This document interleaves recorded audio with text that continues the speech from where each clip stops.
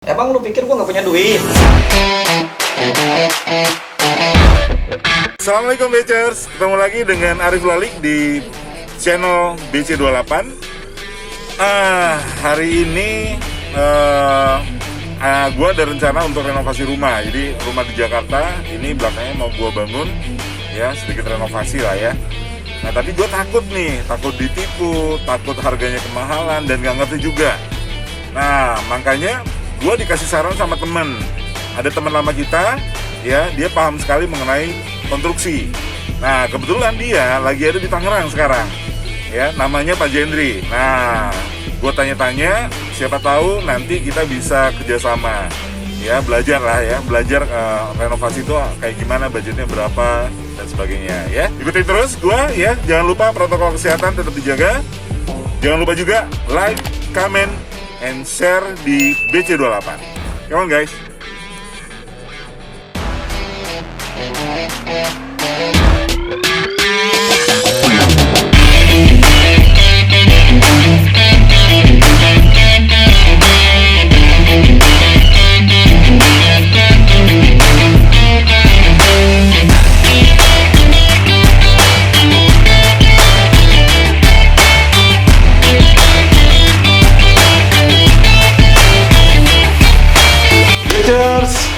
Akhirnya gue udah sampai di daerah Serpong ya, dan ketemu dengan sahabat lama yang tadi gue udah sampai di awal ya.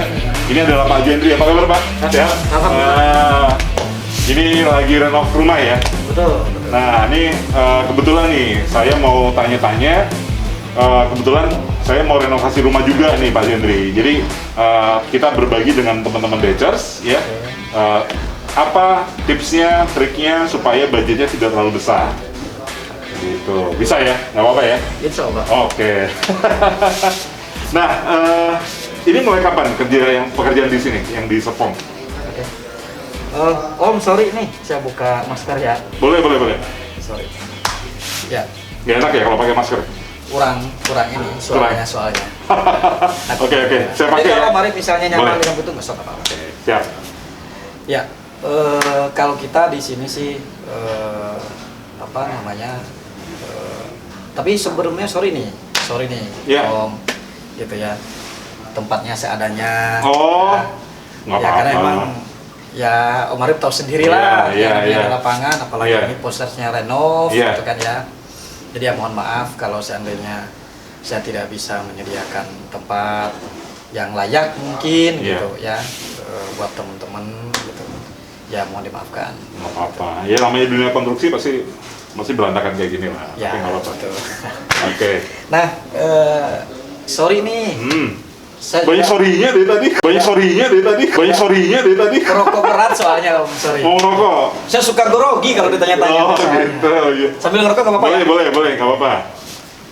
Silakan ngerokok. Bisa coba jawab pertanyaannya Om Arif tadi gitu. Ngobrol-ngobrol tentang renovasi gitu. Nah, sebenarnya sih kalau menurut saya Om Arif kalau misalnya mau renovasi rumah, Iya. selama ini sih yang saya terapkan ke teman-teman ataupun ke klien-klien saya, dimulai dari budgetingnya dulu.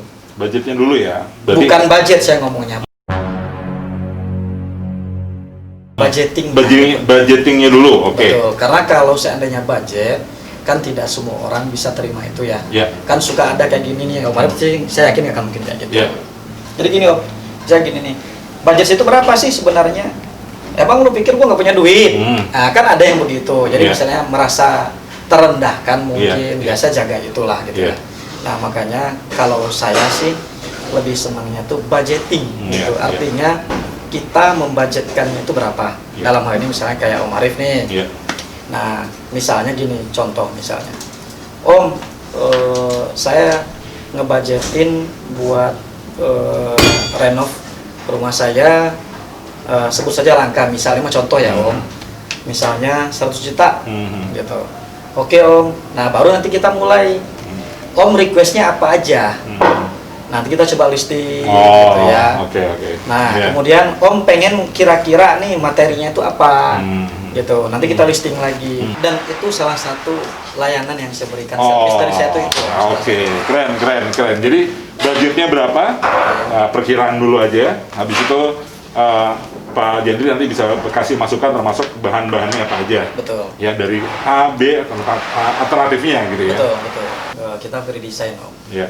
Itu pun kalau mau nyerahin ke kita gitu. Tapi sebenarnya kan banyak nih jenis manusia ya, teman-teman sendiri lah kayak Om Arif. Gue nggak percaya nih sama lu Zen misalnya kayak gitu kan. Ya bisa aja. Ya Om misalnya punya desain, kemudian sudah punya RAB-nya, tapi tenaganya pengen dari anak-anak saya misalnya. Itu juga bisa. Bisa ya. Gitu. Jadi tenaganya dari Pak Jendri, desainnya dari kita ya. Nanti kita bisa dikombinkan. Oke. Gitu.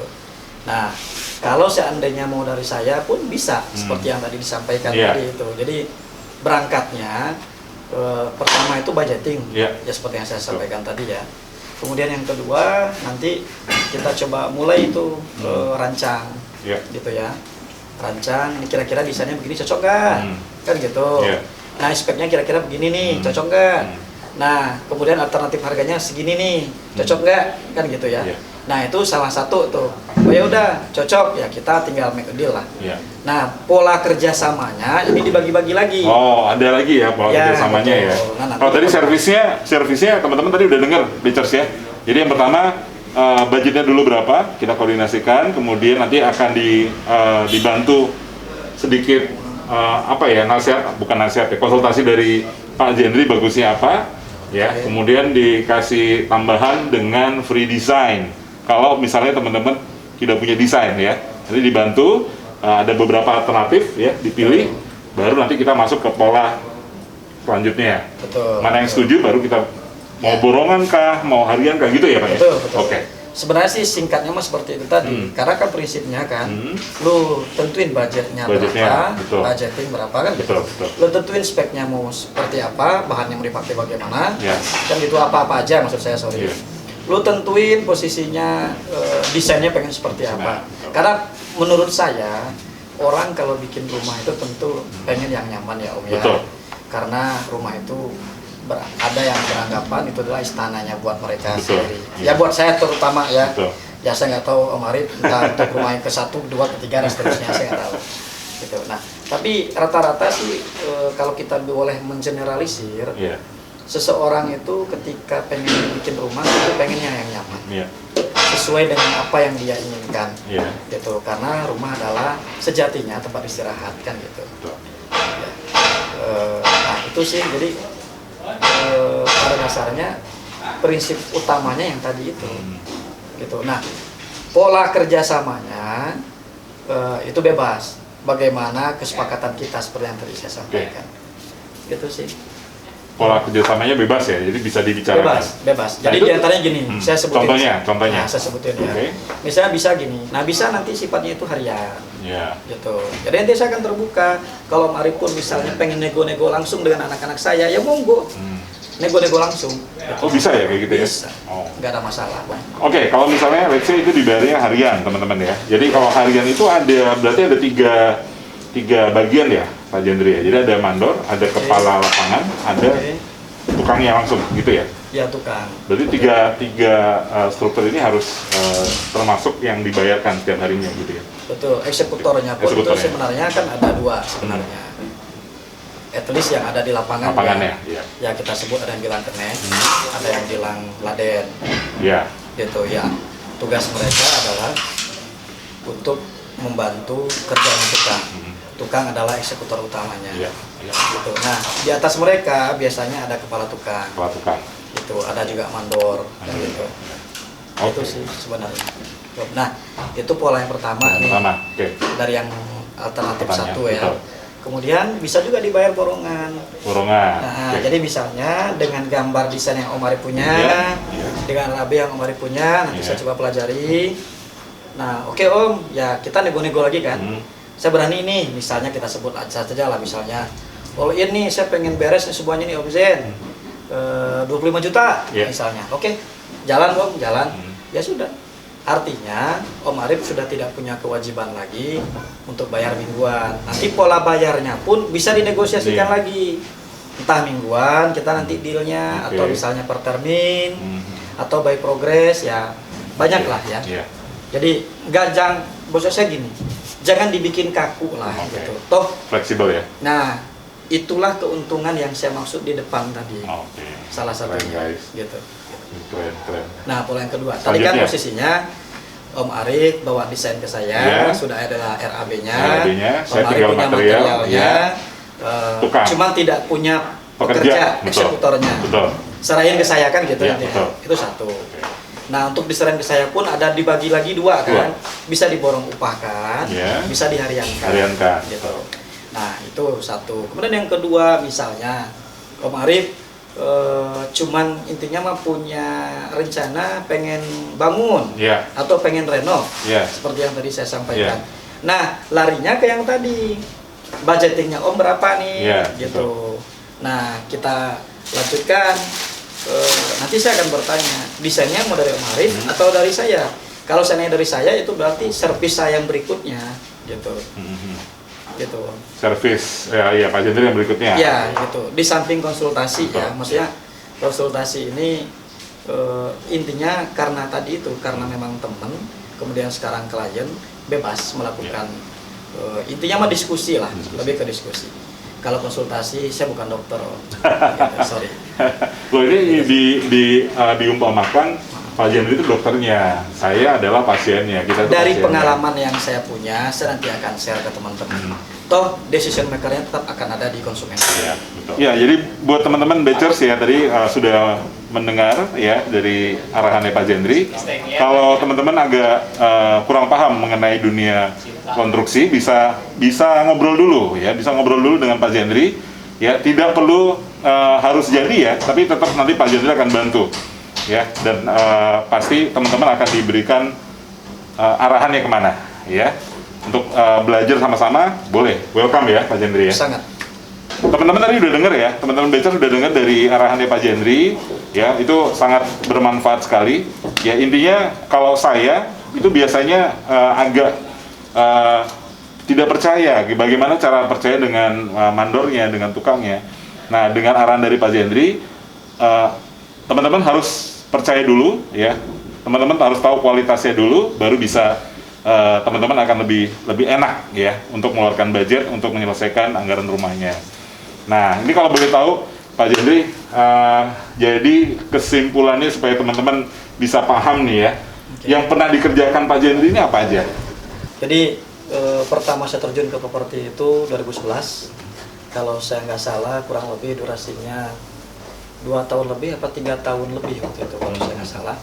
Itu dari rencana awal 36 unit, karena ada penyesuaian dari sisi legal waktu itu, akhirnya cuma 35 unit, tapi alhamdulillah semuanya terjual habis sampai kita serah terimakan keluarga.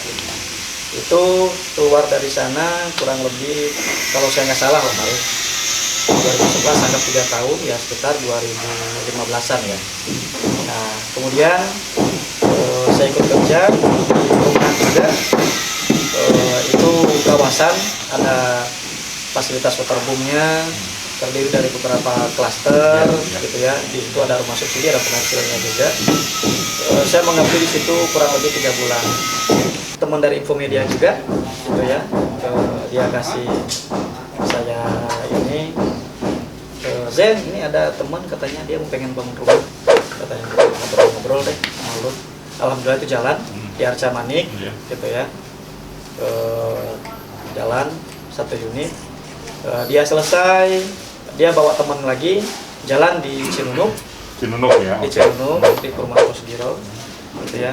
Dari situ alhamdulillah saya dihubungi lagi sama tetangga, dia punya teman lama mau buka klaster di daerah Cilame, Padalarang. Ya, alhamdulillah situ ada 8 unit sudah jalan again and again gitu ya. Allah berkehendak lain lagi, ownernya waktu itu anaknya ada masalah dengan masalah hukum, hingga akhirnya beliau minta maaf ke saya, Zen, kita cut ya, gitu, maksudnya nggak diteruskan, asetnya mau dijual waktu itu. Nah ya sudah, artinya Ya saya jalan yang itu aja kan awalnya. Alhamdulillah ada rumah teman sekampung lah dari Sumatera Barat, rumah dia di Sukasih. Belum selesai itu, alhamdulillah kita dapat di Lipo Cikarang waktu itu, di Oakwood, klaster Oakwood. Kemudian jalan juga di rumah Bro Yoga, ya. Itu kurang lebih di masa tahun 2016 sampai 2017. Ya, setahun ya, 2016 ya. Setahun lebih lah. Gitu. Alhamdulillah waktu itu proyek tuh continue jalan terus gitu ya. Saya bismillah waktu itu jalan, yaitu yang di Cirebon, rumahnya kakaknya Bro Yoga. Pulang dari sana, alhamdulillah jalan Cisadea. Cisadea selesai, alhamdulillah. Waktu itu saya lupa kemana tuh? Saya lupa. Cisadea, proyek pemerintahan. Proyek pemerintahan di Sukabumi. Sempat juga ada di Cipayung, kita bangun konstruksi bajaknya dari WF. Nah, salah satu anaknya ada di sini. Kepala tukangnya, mandornya. Gitu ya. Di Cipayung waktu itu, kemudian di Sukabumi kita juga membangun salah satu fasilitas masjid provinsi juga, Masjid Al Jabar kalau saya nggak salah.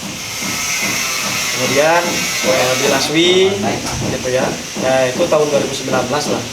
Di Laswi, kemudian di Cisadea, ya Cisadea, Laswi, kemudian terakhir kemarin baru closing di Debage. Kita bikin ruang kelas baru.